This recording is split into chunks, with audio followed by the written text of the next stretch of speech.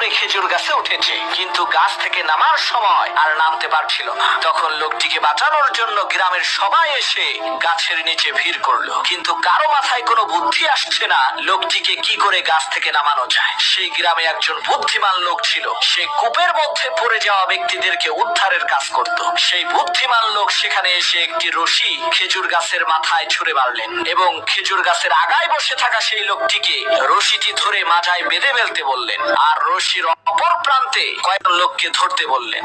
বুদ্ধিমান লোকটির কথা মতো তারা রশিটিকে ধরলেন। হঠাৎ করে সেই বুদ্ধিমান লোক বলল, এখন টান মারো।